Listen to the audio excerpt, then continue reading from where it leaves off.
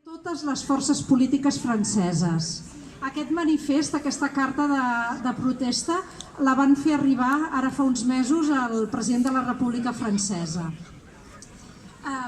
El Consell del Departament, que he dit també del coratge i de la resposta magnífica que li van donar, em sembla que era un diputat de Ciudadanos que els exigia que retiressin el cartell de llibertat presos polítics que hi ha penjat a la seu del Consell del Departament aquí dels Pirineus Orientals. On està? Me l'està ensenyant l'Oriol Salles? Allà. Està aquí? Allà.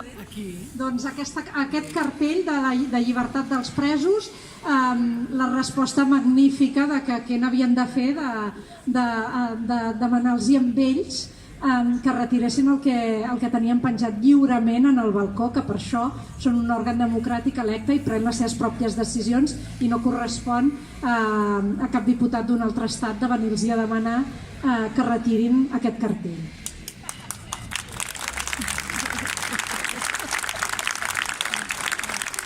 Aquesta república catalana que anhelem i que lluitem cada dia per fer-la efectiva, per veure-la néixer, per veure-la desenvolupar-se, serà també importantíssima per la Catalunya Nord.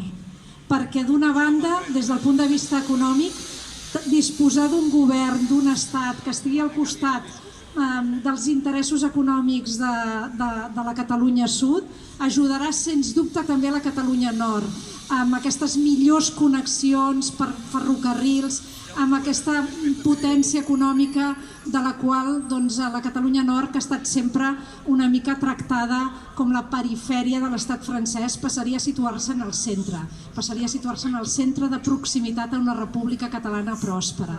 I per altra banda, és evident, és evidentíssim que la força d'una llengua, quan està protegida per un estat, és molt més gran i que un estat català independent en forma de república podria ajudar molt més del que ho fa ara a la supervivència del català aquí a la Catalunya Nord. Per tot això, doncs gràcies, però també tinguem tots presents que tot el conjunt dels països catalans hi guanyarem amb la República Catalana, encara que aquesta comenci només en una part de la nació. Moltes gràcies a tots per haver organitzat aquest acte i a tota la gent del sud que veig per aquí que ha pujat a la jornada. Gràcies i visca la República Catalana.